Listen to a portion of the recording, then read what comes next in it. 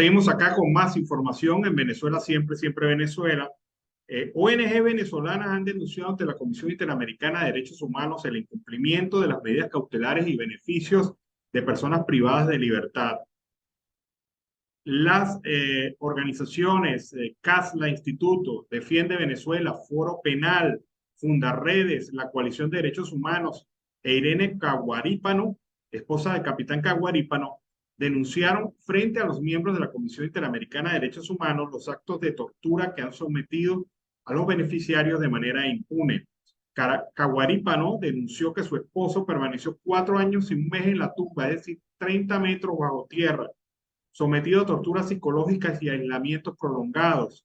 Como consecuencia de la tortura, sufrió de desprendimiento de uno de sus testículos. Explicó también Tamara Sujú, por su parte, que la tortura en Venezuela está institucionalizada. Los fiscales y jueces han escuchado el testimonio de incluso han recibido a personas ensangrentadas y nada ocurre. Los autores materiales e intelectuales de estos hechos siguen libres. Por su parte, Foro Penal denunció que tras la detención de Leonardo David Chirinos, los oficiales de la Dirección General de Contrainteligencia Militar hicieron un video llamada a su madre mientras era torturado, con el objetivo de que ésta les diera información sobre su hermano, quien también era buscado. Hoy en día no existe un centro penitenciario que respete los derechos humanos en Venezuela.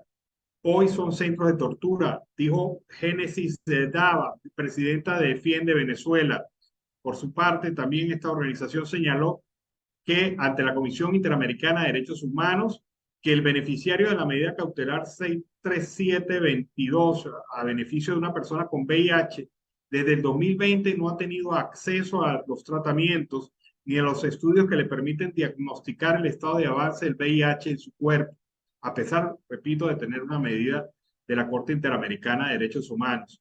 Sobre la salud mental de los presos políticos, Tamara Sujú destacó como ejemplo el caso de Luis Vandrés, que ha manifestado varias veces estar cansado y siente el deseo de quitarse la vida como una solución para terminar con el sufrimiento de su familia. Sobre el tema de Javier Tarazona, la comisión, se informó a la Comisión Interamericana que el Estado venezolano no ha implementado ninguna de las solicitudes a pesar del estado de salud del defensor de derechos humanos. Javier Tarazona es un defensor de derechos humanos detenido en Venezuela. El balance, como siempre, muy negativo para el régimen de facto, lo muestra como un estado criminal, como lo que es, un estado criminal que abandona a sus ciudadanos y que tortura, maltrata, humilla, persigue a cualquier pensamiento disidente en el país. Una situación de verdad bastante lamentable. Bueno, y después de tantos dimes y diretes, después de ir y venir, después de estar cerca de sí, pero no, en este tema, Voluntad Popular ha anunciado hoy formalmente que Juan Guaidó es el candidato a las primarias. Estamos esperando este anuncio formal. Escuchemos las declaraciones de la gente de Voluntad Popular sobre el lanzamiento de Guaidó.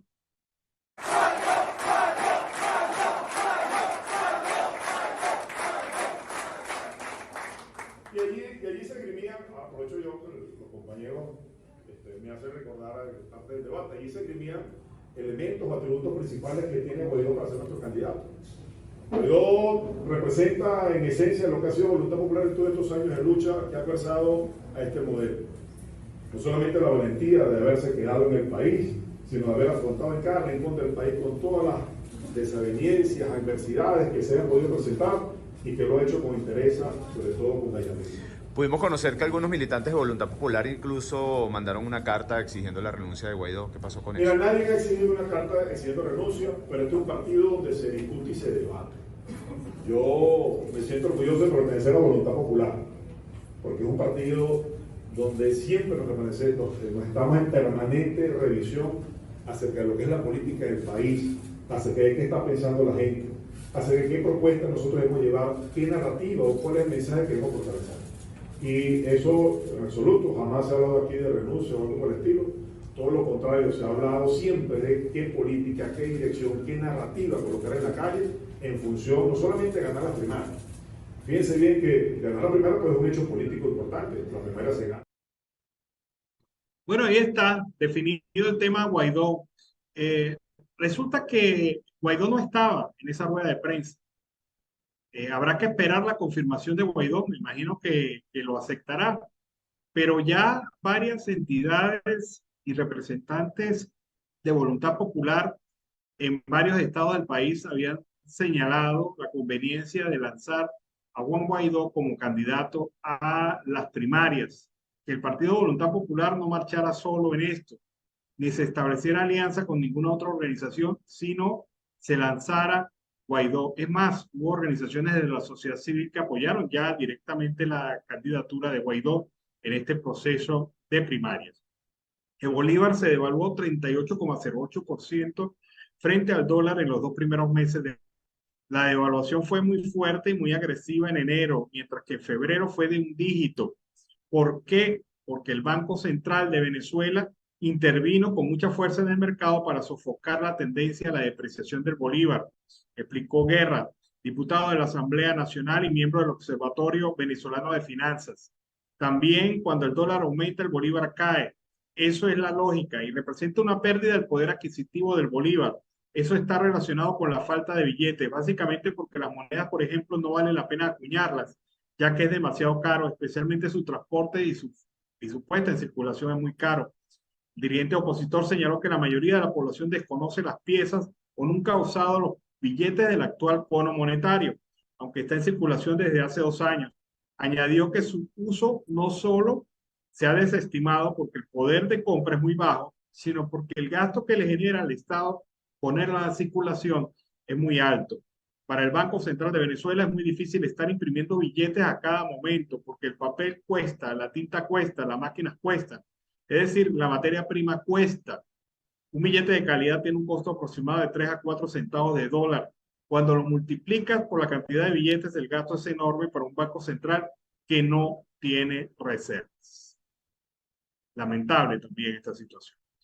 Vámonos a la pausa comercial y musical del momento y al regreso seguimos aquí con más de Venezuela siempre, siempre Venezuela. Bueno, bellísimo este tema de Franco De Vita. Excelente interpretación. Sobre todo, pues, me hace recordar una muy buena época en Venezuela. Vamos a iniciar entonces el segundo segmento de Venezuela siempre, siempre Venezuela, llevándoles más información. Protestas en el país. Según el Observatorio Venezolano de Conflictos, la participación ciudadana ha sido contundente en este proceso de protestas. 8.294 protestas en los últimos 13 meses, todo el año 2022 y en enero del 2023. Hay mayor exigencia de derechos económicos, sociales y ambientales. Los trabajadores son los protagonistas de estas protestas, pero vean ustedes, repito nuevamente la cifra, 8.294 protestas en los últimos 13 meses en toda Venezuela, todo el 2022 y enero del 2023. Impresionante cómo la gente ha salido a la calle, ha manifestado su rechazo a las políticas económicas, sociales y laborales del gobierno, han exigido lucha contra la inflación, han exigido lucha contra la devaluación de la moneda, han exigido respeto por las contrataciones colectivas y los derechos contractuales implícitos y explícitos también. Una situación de verdad que te habla de un país que es como una olla de presión. Evidentemente en Venezuela estamos como una olla de presión.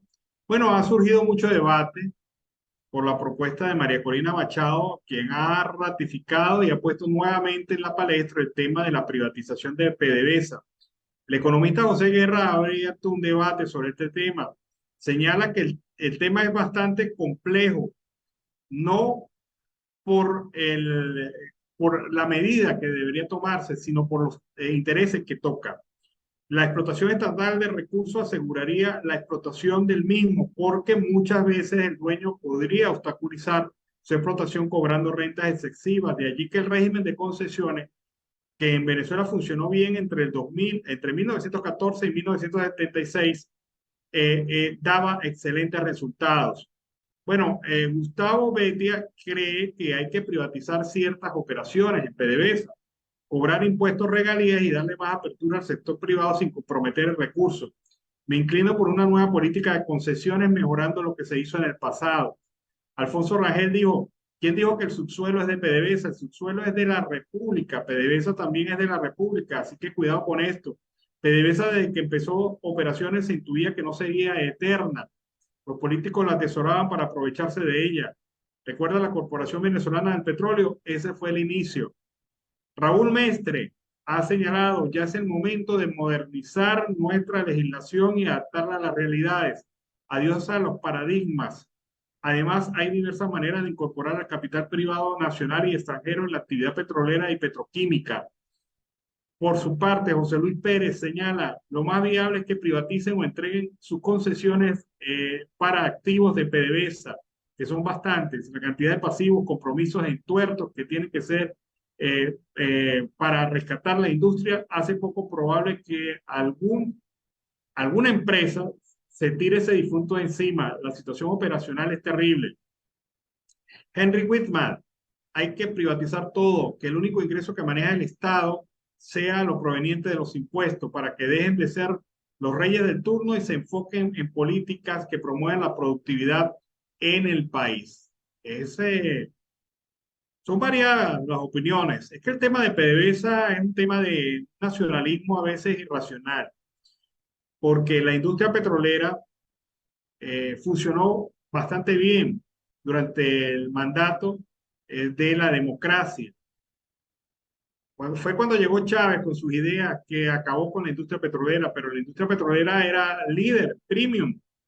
Era una empresa con una tecnocracia. Era una empresa basada en el criterio y decisiones operacionales racionales. Era una empresa y era una directiva, era una junta directiva que incluso se oponía a políticas de Estado que pretendían restarle autonomía y restarle en su idea y su compromiso con la producción. Eso era la PDVSA de antes. Sin duda alguna, pues, trae este debate, esta puesta en marcha, estas ideas de María Corina Machado, que no son originales. Hay otras veces que se ha propuesto esto. Pero el momento político actualmente en Venezuela ha cambiado. Y obviamente ha cambiado los rechazos, porque no se puede entender que el Estado recupere por sí solo la principal industria del país. Y debemos hacerlo. Debemos recuperar el petróleo de Venezuela, pero dándole un sentido moderno y una administración sana e independiente del tema político. Esto es fundamental. Bueno, yo no sé, pero yo lo veía venir y bueno, me da pena ajena con este caso. Pero Peckerman ha renunciado a dirigir la selección nacional de fútbol porque no le pagan, firma un contrato y no le cumplen. Han hablado de dinero invertido en otras áreas, pero el profesor Peckerman, que tenía un excelente contrato, pues tiene que irse porque lamentablemente, como a otros directores técnicos anteriores en Venezuela, no le cumplieron. Y así pues yo, cuando escuché la contratación de Peckerman, creo que el primer comentario que hice fue ese. Qué pena con el profesor, ojalá le cumplan. Y lamentablemente no le cumplieron y Peckerman ha renunciado a seguir con la Dirección Nacional de Fútbol, con la Selección Nacional de Fútbol. Ya el Toto Mora seguramente hará los comentarios el próximo viernes, pero mientras tanto le adelantamos esta reflexión. Qué pena con el señor. Bueno, vamos a seguir acá en Venezuela Siempre, Siempre Venezuela. Una docente se la ha cantado clarita a la ministra de Educación, Yelice Santaella. Se lo ha dicho claro, ministra, póngase en mi papel. Vamos a escuchar a esta docente que le reclama sus derechos a Yelice Santaella. Entonces, Santaella, mira eso, mira, yo no tengo pasaje para ir a trabajar, pero te cuento que nada más me voy un día porque necesito darle la cara a mis estudiantes y me preguntan, profe, ¿por qué no viene? Pero ¿cómo no voy a venir si no tengo cómo irme? Yo tengo que ir 5 días a la semana y estoy yendo a pura las 1 porque no tengo pasaje. ¿Oíste, Santaella? porque ni siquiera para montar una frutería tengo, como tú dices, que seamos creativos, sin vergüenza, falta de respeto.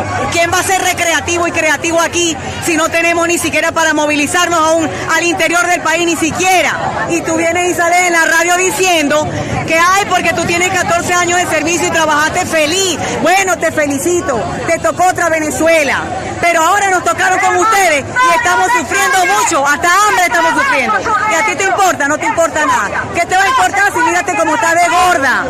Mírate cómo está, te pones hasta pestañas, mírame las canas, ¿ves? Ni siquiera puedo ir a un salón de belleza para que me retoquen, porque tú sí tienes para las pestañas, para las canas, para pintarte el pelo y para comer, porque se te nota en la panza lo que te comes. ¿Oíste? Sin vergüenza, no me voy a callar.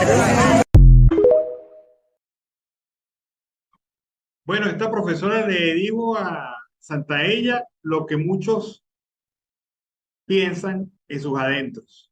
La situación es grave, ministra. Y usted no puede seguir evadiendo y escondiéndose y evadiendo el bulto y no asistir a las reuniones, no hablar directamente con los docentes, no enfrentar esta situación, porque la verdad verdadera es que se le está poniendo el café a 40 a la gente del gobierno. Los maestros no se van a rendir. Los docentes venezolanos no se van a rendir.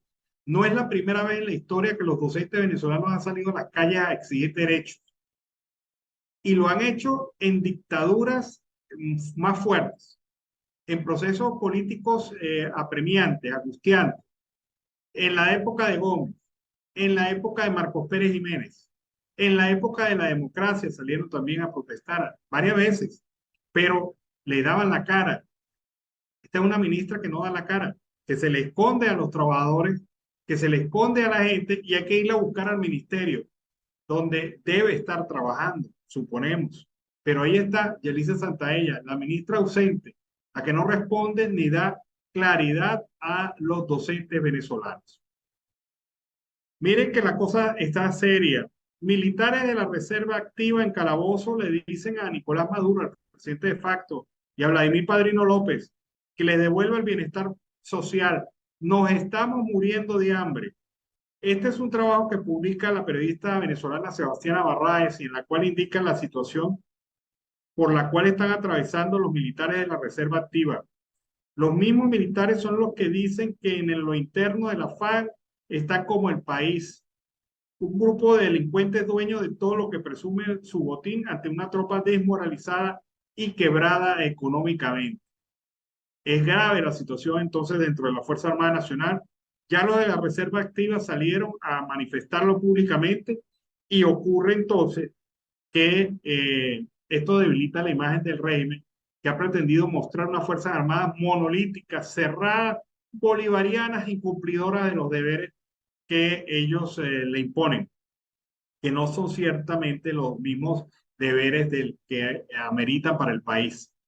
Pero bueno, así están las cosas. Es que también son gente de carne y hueso, tienen los mismos padecimientos y las mismas necesidades, y a pesar de que de alguna manera se les haya intentado privilegiar, estos privilegios no alcanzan porque son totalmente insuficientes frente al derrumbe económico que vive el país. Bueno, amigos de Venezuela Siempre, Siempre Venezuela, iniciamos así este tercer segmento del programa en la tarde de hoy, como siempre lo hacemos con la presencia de Carlos Uzcategui El Miura. Carlos, buenas tardes, ¿cómo estás? Muy bien, y tú, Alan, y por supuesto a la audiencia del programa Siempre Venezuela a esta hora. ¿Cómo viste la situación de lo que está pasando en el transcurso de este mediodía hasta esta hora? Bueno, se están conociendo detalles de la centésima 186, la reunión 186 de la Comisión Interamericana de Derechos Humanos que se efectuó en la ciudad de Los Ángeles y en donde varias organizaciones venezolanas y representantes de venezolanos pues tuvieron participación e intervención en la misma, en esta asamblea. Y hubo la audiencia pública en donde se pusieron diversos casos de violación de derechos humanos en el país. La Comisión Interamericana de Derechos Humanos, entre otras cosas que analizó, se mostró totalmente preocupada por el avance de la ley antisociedad que limita la participación y la defensa de los derechos humanos en Venezuela, según lo afirma textualmente esta organización. y a garantizar la libertad de asociación de las organizaciones de la sociedad civil. La Comisión Interamericana de Derechos Humanos se pronunció junto a la Relatoría Especial para la Libertad de Expresión sobre este tema. Fíjate que ya la preocupación trasciende, ya hay preocupación internacional frente a la ley anti-ONG que el gobierno tiene como arma ya cargada en la Asamblea Nacional Ilegítima. ¿Qué te parece eso, Carlos? Bueno, Alan, imagínate, es una de las preguntas de las 44.000 lochas será el significado real, el punto honesto de lo que pudiese ocurrir dentro de este tema hacia Venezuela. Es decir, son muchas las conjeturas, son muchos los puntos claves que hasta el momento no se han descifrado. Es un juicio muy personal en este tema, Alan. Bueno, ahí se analizaron varios casos. Uno de los más significativos es el de Javier Tarazona, que a pesar de tener medidas cautelares por parte de la Comisión Interamericana de Derechos Humanos, se le ha violado sus derechos procesales y se le ha violado sus derechos como ciudadano en el marco de esta detención arbitraria e ilegal que tiene el régimen de facto en contra de Javier Tarazona. El tema aquí es que nuevamente se debate este tema y nuevamente el gobierno se hace oídos sordos frente a una realidad. Javier Tarazona está detenido sin habérsele comprobado absolutamente nada. Se ha hecho retardo procesal en su proceso y se ha manipulado la justicia de tal manera de que a más de 650 días de su detención, Javier Tarazona todavía está en las fases primarias del proceso judicial, a pesar de ese tiempo tan largo de detención. Es decir, al preso se le viola todos sus derechos, no solamente sus derechos humanos, sino ahora también sus derechos procesales, porque cada caso es manipulado, juzgado, adelantado, atrasado, de acuerdo al criterio que tenga el régimen en relación a este preso. Así que fue planteado el caso de Javier Tarazona, entre otros tantos, en Venezuela. Alan, te hago una pregunta, quitando el tema periodístico. Tú eres abogado. En 2 minutos o 1 minuto, clasifica este tipo de hechos con Javier Tarazona y con los presos de los derechos humanos a tu juicio, ¿qué es lo que habría que hacer? Bueno, evidentemente hay que restituir el Estado de Derecho, hay que restituir también el justo proceso, porque allí se está realizando una manipulación en cada uno de los casos muy interesantes. ¿Cómo es posible, por ejemplo, que cuando al gobierno le interesa, ordena el gobierno a un poder independiente, como debería ser el Poder Judicial en Venezuela, le ordena acelerar, atrasar, liberar, encarcelar a ciudadanos venezolanos porque cumplen con sus objetivos políticos? O sea, en cualquier país del mundo esto sería visto como una vergüenza que el juez de la República, que un juez de la República acepte por una llamada telefónica tomar una decisión. En ningún país del mundo democrático esto es válido. El Poder Judicial debe ser independiente y claro, y claro defensor de su independencia, pero es que tenemos jueces que están temerosos a una llamada, temerosos a una movilización, temerosos a un despido. No en balde, el 80% de los jueces venezolanos no son profesionales de carrera, no son jueces que se hayan ganado por concurso su cargo. Son jueces temporales, provisionales, colocados allí para tenerlos más presionados y chantajeados. Porque un juez, no es lo mismo un juez que tenga el cargo por derecho que un juez que tenga el cargo por necesidad de servicio. Y eso es lo que está pasando actualmente en Venezuela. La justicia totalmente coartada por el Ejecutivo Nacional y por eso que vemos casos como el de Javier Tarazona. Si la justicia en Venezuela fuera independiente, más de un funcionario del alto gobierno estaría preso. Pero eso sabemos que no va a ser así No va a ser porque así. hasta la propia presidenta del Tribunal Supremo de Justicia le rinde pleitesía al régimen de facto. Pues, es una posición es decir, que la justicia venezolana está ahorcada, pisada por el cuello por el régimen, absolutamente. Sí, no tiene ninguna vida.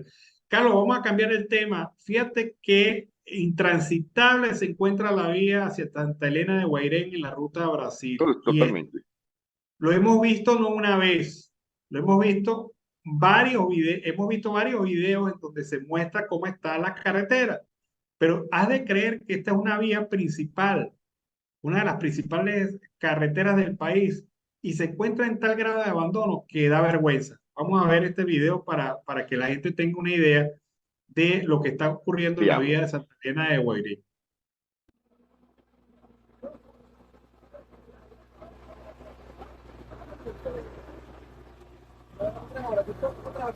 No pasa, no pasa, no pasa, no pasa, hermano. ¿Qué le dice que no pasa? Y le dice que sí pasa. No hay que esperar que pasen como 30 gandolas. Sí, papá, pero es que esos carros no pasan. Pero vamos a ir a nosotros toditos y los demás estaban bien y nosotros no vamos a pasar. Tenemos que ahora aquí. ¿Qué? No estamos de las 8 de la mañana aquí. No pasa otro turno. Mira, tú pasaste por aquí en febrero.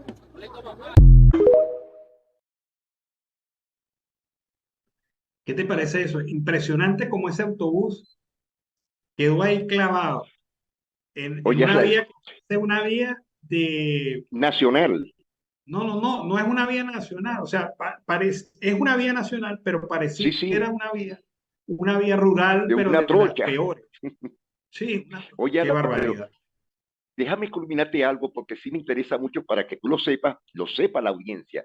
Tú sabes que esa vía nacional en perfecto estado venía desde la población del Dorado hasta la entrada de Santa Elena a Boavista. Fue la última carretera que inauguró 2 meses antes de salir el presidente Rafael Caldera en su segundo mandato. En ese tiempo yo vivía allá, en la zona del sur de Bolívar, y la gente lo aplaudió porque era una carretera trascendental. ¿Sabes lo que no se vio ahí, Alan? Que se han robado hasta los postes de luz, para que tengas una idea de lo que es o fue esa carretera nacional que iba a la internacional. No, una total barbaridad, pero es que no es el primer video que vemos de esa carretera, No, Carlos. no.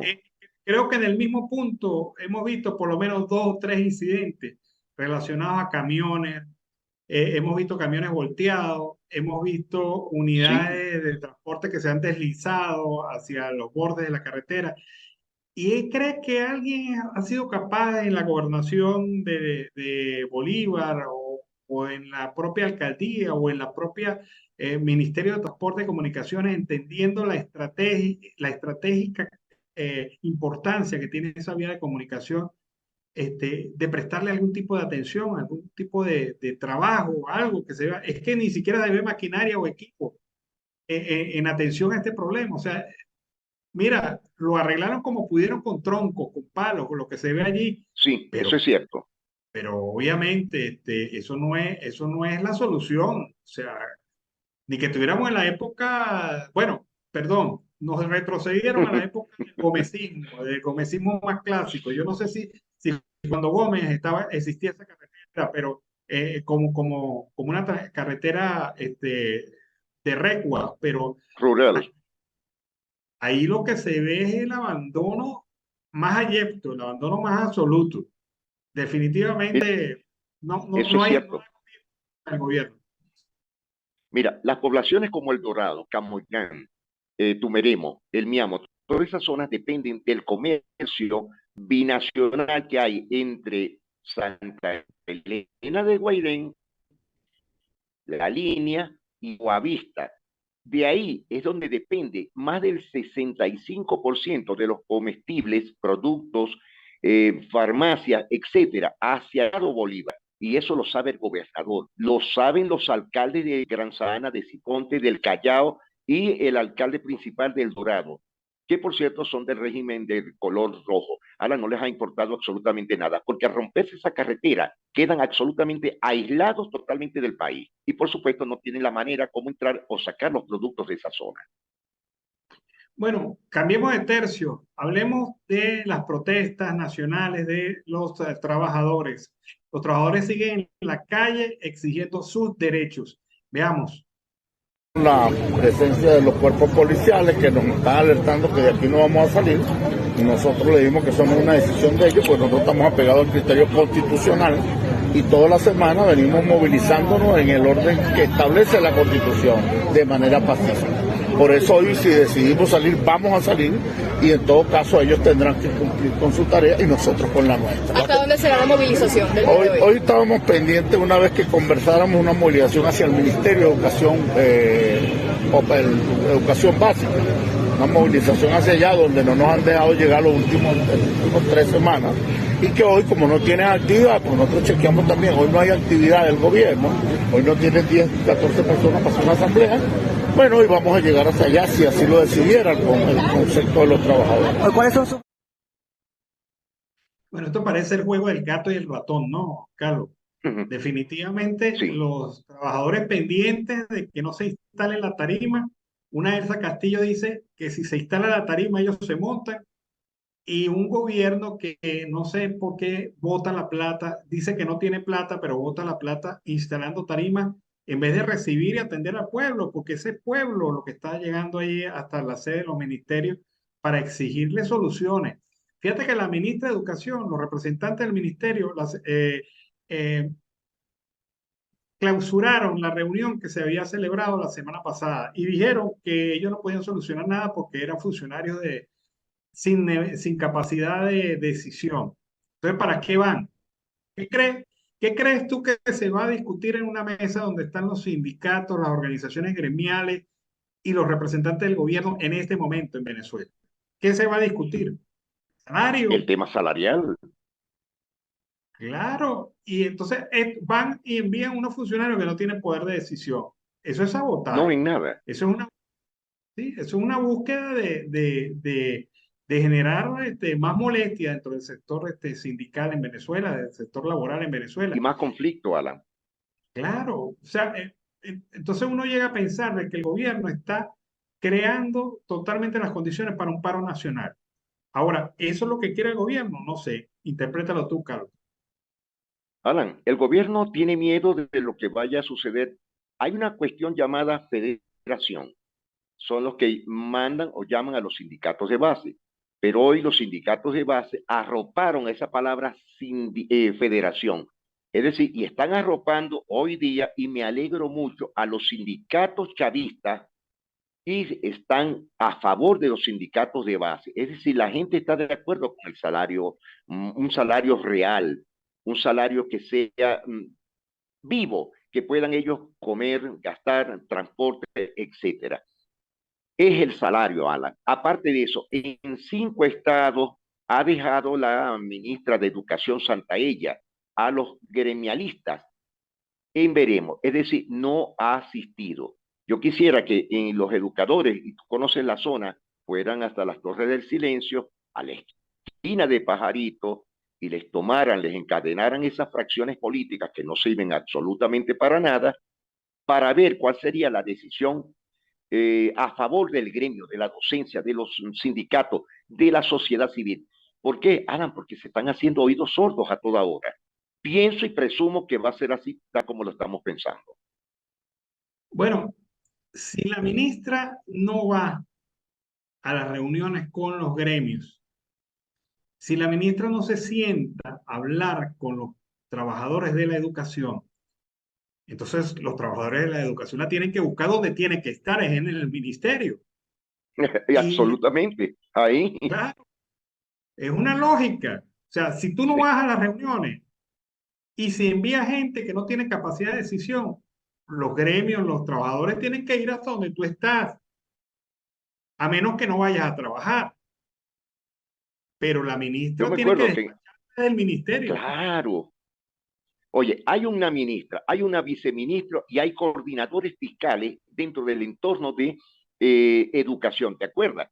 Bueno, agarren, vayan al 3er piso, al ala derecha, ahí está el Ministerio de Educación, y le forman ese zampablero, Alan, tal como lo hacían en el otro. En la cuarta la gente le cerraba en Pajarito, cerraba el Congreso y cerraba, por supuesto, la zona de las Torres del Silencio, y ahí no entraba pero nadie, ni siquiera el Malamén. Bueno, ahí están las cosas.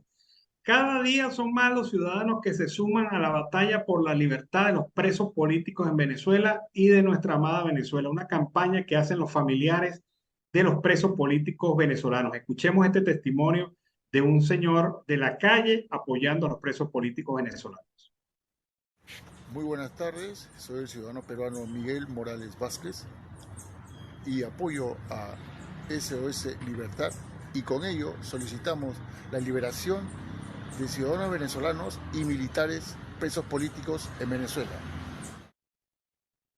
Bueno, un peruano que tiene años viviendo en Venezuela, fíjate, apoyando a los presos políticos venezolanos. Y es que es un tema que nos mencionaban, no podemos dejar de lado la situación de los presos políticos venezolanos. No se puede abandonar a los presos políticos venezolanos. Todos los días tiene que ser algo dentro de la agenda de cada ciudadano del país, porque esos presos políticos, que a lo mejor no son familiares nuestros, de alguna u otra manera representan el sentir de un país, porque hoy día están ellos presos, pero mañana podemos estar cualquiera de nosotros si siguen las cosas así como siguen en Venezuela. Por supuesto que sí, y está pasando, Alan, porque hay temores, la gente tiene miedo todavía, pero la gente está saliendo, pero se está haciendo acompañar de muchas personas. Bueno, la gente del municipio de San Francisco estaba muy contenta porque le habían donado una ambulancia. Resulta que por tramoyas políticas le quitaron la ambulancia y se quedaron sin ambulancia. O sea, eso es lo más cruel. Le dieron de probar la chupeta al niño y después se la quitaron. Una cosa de verdad que demuestra el sentido y el semblante de estos gobiernos. Vamos a escuchar este caso.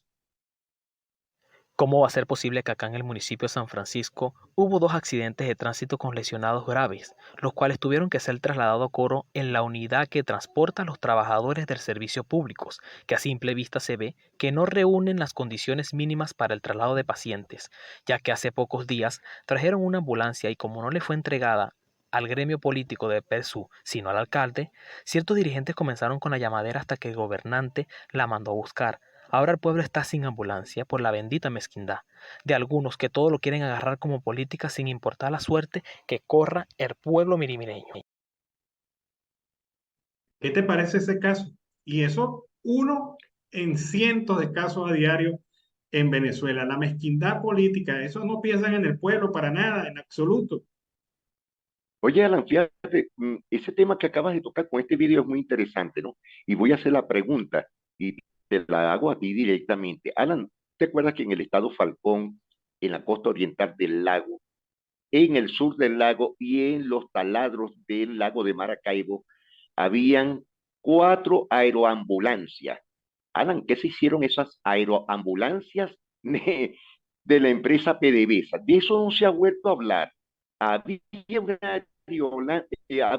también una nave, una petrolera conocida en Maracaibo, que era ambulancia de extrema urgencia para llevarlas al hospital de Quemados, que era en el hospital Comoto. Fíjate, nadie ha tocado ese tema. ¿Dónde están las 4 aeroambulancias, que eran helicópteros especializados para la unidad de Quemados de los trabajadores petroleros? No, eso yo me imagino que pasó a formar parte de 2 destinos. O los transformaron en chatarra o simple y llanamente los vendieron subrepticiamente y ahora estarán al servicio de alguna personalidad privada, particular, porque eso también desapareció. Pues habían tantos servicios en Venezuela Sí, sí, y la industria petrolera se caracterizaba por tener servicios premium. Todo el mundo envidiaba trabajar sí, en la industria petrolera. ¿Por qué? Porque ahí tenías comisariato, tenías servicios básicos, sí. tenías todos los beneficios que un trabajador pudiera tener, pero era que se lo merecían. Bueno, tenía la unidad de quemado más importante de Latinoamérica. Claro, y entonces ahora pues estamos en una circunstancia de total abandono y que ocurran cosas increíbles como esta. O sea, le dan al pueblo la ambulancia y se la quitan después. ¿A dónde fue a parar esa Eso es ambulancia? verdad.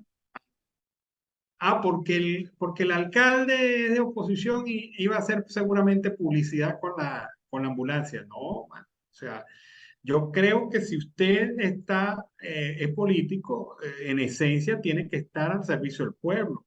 Y si Por usted se supuesto. vende como socialista, como humanista, como todos los istas que usted quiera, pues definitivamente esto no es nada de humanista. O sea, haberle entregado al hospital del municipio una ambulancia para después quitársela, pues es lo más criminal que puedas tú encontrar entre el catálogo de cosas criminales que comete a diario este régimen en contra de los venezolanos. Una situación de verdad bastante lamentable, Carlos. Crítica. Sí, Es sí, muy crítico ver definitivamente. esa situación. Y no solamente en los estados, eso es en todas partes, Alan. Sí, porque se privilegia el sectarismo en un momento en que los venezolanos pues no podemos Exacto. tener esas prácticas sectaristas. Y el que es sectario hay que sacarlo, sí, así de sencillo. De de donde venga, sea de la oposición, sea del gobierno, Exacto. afuera, afuera, porque esa gente no nos sirve en un país que necesita urgentemente gestos humanitarios, más que gestos Y una unidad sectarios. venezolana, una unidad de venezolanos, que Claro, haya así una es. querencia de país. Bueno, Carlos, se nos acabó el tiempo en la tarde de hoy. Bueno, si Alan, entonces estaremos, si Dios lo permite, mañana con nuevas noticias del acontecer del día a día en todos los 4 puntos cardinales de Venezuela y el mundo. Bueno, un saludo a todo el equipo de producción, a ti, y será hasta mañana. Bueno, con este trabajo, este comentario de Carlos, despedimos el segmento. Vámonos a la pausa comercial musical del momento y al regreso con más información aquí en Venezuela, siempre, siempre Venezuela. Bueno, con este tema iniciamos el último segmento del programa Venezuela siempre, siempre Venezuela, en este horario vespertino. Como siempre, llevándoles a ustedes información, comentarios, noticias, música, entrevistas, todo lo que tiene que ver con Venezuela y su migración a lo largo y ancho del mundo. Tamara Tarasiuk, directora de la División de las Américas de la Organización Internacional Human Rights Watch, habla de la situación de los derechos humanos en Venezuela, no solo basándose en el conocimiento por el cargo que ocupa, sino por su amplia experiencia como investigadora en la región. También como una aproximación más cercana, pues nació en Venezuela, aunque su marcado acento sureño destaca. Alerta sobre los riesgos que confronta las organizaciones de la sociedad civil venezolana, más aún en cercanía de un año electoral. Afirma Tamara Tarasiuk que cree que hay una percepción errada fuera de Venezuela de que la situación en materia de derechos humanos está mejor porque existe una semblanza de normalización económica con la dolarización. Porque afirman, se ven gente reprimida en las calles, porque no hay largas colas que se vieron en un momento para acceder a las medicinas o la comida. Pero esa imagen es equivocada, afirma la investigadora. Lo que nosotros vemos es que hay un enorme esfuerzo por parte de las autoridades para generar nuevamente vínculos con el exterior, apoyándose en esa imagen de mejoría, pero la realidad es que en materia económica la situación sigue siendo muy difícil. Son altísimas las dificultades para acceder a medicinas o comida para quienes no están en la selecta minoría de quienes tienen suficientes dólares y la represión existe, pero de una manera más deliberada y más selectiva.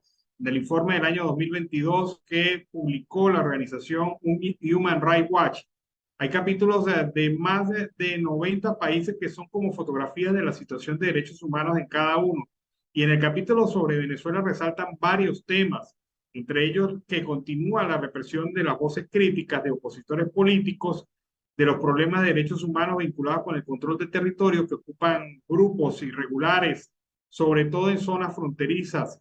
También se resaltó la falta de independencia judicial que ha llevado a la impunidad de graves violaciones de derechos humanos que han cometido en Venezuela. En el contexto penal se hace hincapié en la decisión de la Fiscalía de la Corte Penal Internacional de avanzar en su investigación sobre posibles crímenes de lesa humanidad y hemos trabajado muy fuertemente para apoyar el trabajo de la Misión de Determinación de Hechos de las Naciones Unidas, que también estableció que hay evidencia clara de crímenes contra la humanidad y que hay complicidad judicial en estos abusos como mecanismo para la rendición de cuentas internacional ante la falta de justicia en Venezuela.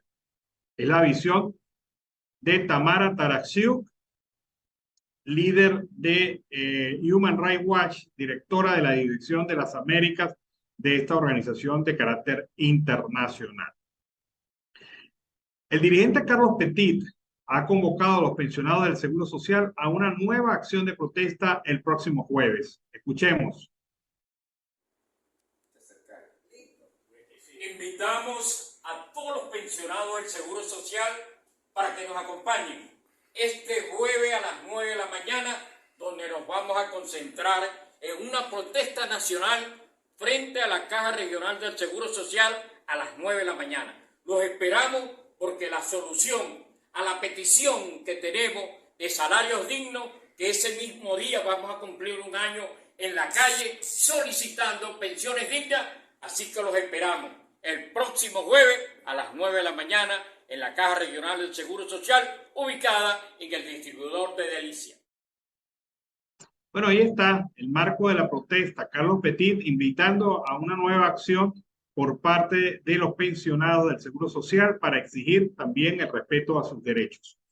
Un colega periodista, Jorge Parra, nos envía esta colaboración desde Maracaibo, Estado Zulia. Allí se manifiestan las condiciones de calidad de vida pésima en la que viven los maravinos. Muy buenas tardes a toda la teleaudiencia del programa Siempre Venezuela. Un emotivo saludo a mi hermano Alan Peralta y Carlos Uzcategui el Miura. En esta ocasión nos dirigimos a los sectores más afectados en donde el agua tiene 50 días que no llega. Para los años 2018, 2019 y principios del 2020, la mafia de los camiones cisterna hizo desastres en estos sectores. Esta válvula es la válvula principal que ellos manipulaban. A mediados del 2020 nos dirigimos hacia Hidrolago y logramos concretar el cambio de la misma y evitar que la manipularan haciendo un sello. Pues nuevamente hicieron sus marañas y le pusieron una tapa. Ahora los sectores, las termas y los 25 edificios adyacentes. Cerro Apache y Cerro Vigía y los 18 edificios adyacentes. Sector El París y sus 11 edificios adyacentes. Calle Sea y sus 46 edificios adyacentes. Sector Independencia y sus 49 edificios adyacentes. Están viviendo un karma nuevamente y nosotros hacemos un llamado a Freddy Rodríguez para que aplique los correctivos necesarios. Venga, verifique esta válvula y la vuelva a sellar, ya que esto ha traído como consecuencia que la mafia de los camiones cisternas nuevamente tome el poder. Ya que han transcurrido 50 días y por estos sectores el agua brilla por su ausencia. Nosotros seguiremos siendo la voz en los sectores más desprotegidos en la capital zuliana y seguiremos informando para este prestigioso programa Siempre Venezuela. Feliz tarde tengan todos ustedes. Bueno, un excelente trabajo de Jorge Parra, que nos trae esa situación que se vive. Eso es crítico, eso es crónico ya en la ciudad de Maracaibo, como las mafias de las cisternas de agua se mantienen atentas a cualquier posibilidad de bloqueo o cierre de suministro y ofrecer sus servicios a precios en dólares y muy caros. Bueno, hay un concepto que viene desarrollando Fuerza Vecinal, la llamada política del posconflicto. ¿Qué quiere decir? La capacidad de ofrecer un diálogo, tender puentes entre el gobierno y la oposición para hablar del país, de los problemas básicos del país. Esa política de posconflicto es explicada por Manuel Muñoz de Fuerza Vecinal. Escuchémosle. Yo creo que ya el país después de 23 años está harto, cansado de un conflicto que solo ha traído una crisis humanitaria prolongada, la diáspora de más de 7 millones de venezolanos, el empobrecimiento del 90% del país, y ya está llegándose la hora de cambiar, pues, ¿no? De que empiece la política post-conflicto, que empiece una política verdaderamente unitaria de parte de la oposición, y llegado el momento, entonces sí, negociar en condiciones de igualdad con el gobierno para la entrega del poder y se materialice el cambio político. En base a esa proyección de oposición a la cual tú te inmiscuyes, que tú te involucras, no debe haber entonces un candidato polarizado, que tenga un discurso polarizado de odio ni de rencor. Tiene que haber un candidato que demuestre todo lo contrario, ¿no? Por supuesto, o sea, nosotros lo vemos clarito, pues, ¿no? solo un candidato muy amplio, plural, que sea capaz de concitar a toda la expresión o a gran parte de la expresión opositora. Y hasta incluso del gobierno que está y que además no sea percibido como una amenaza por el gobierno, puede ser quien logre que se produzca la transición política.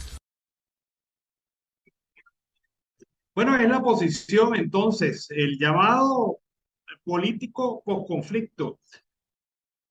Bueno, hay que analizar esto porque la verdad es que el gobierno no ha dado pasos serios ni firmes para abrir ese espacio de entendimiento con el resto de la sociedad venezolana. El gobierno, el único entendimiento que entiende es aquel en donde el otro se le somete a su forma de pensamiento, a sus maneras de actuar y sobre todo se subyuga a su imposición. Es un acuerdo, un entendimiento totalmente irracional. Por este comentario, terminamos nuestra edición del día de hoy de Venezuela Siempre, Siempre Venezuela en su horario vespertino. Esto lo hacemos con mucho cariño y mucho respeto para todos ustedes. Es un equipo el que trabaja aquí. Está Vanessa Chacón, por cierto, de cumpleaños y a la cual felicitamos durante el día de hoy. Camilo García, también nuestro equipo de operadores en las distintas emisoras, nuestros corresponsales en Colombia, Venezuela y otras partes del mundo, así como también todos bajo la coordinación de su servidor Alan Peralta. Nos despedimos entonces, hasta mañana, que tengan una muy feliz noche. Siempre Venezuela es un programa que te brinda las mejores noticias, comentarios, análisis, entrevistas y música. Información sin censura en la voz de los protagonistas. Todo un equipo de producción de primer nivel. Siempre Venezuela. Lo encontrarás en las radios de tu preferencia. O si no, visítanos en nuestras plataformas digitales. Siempre Venezuela Radio. En Instagram, Facebook y Twitter. De lunes a viernes le decimos lo que en Venezuela prohíben. Porque somos Venezuela Siempre, Siempre Venezuela.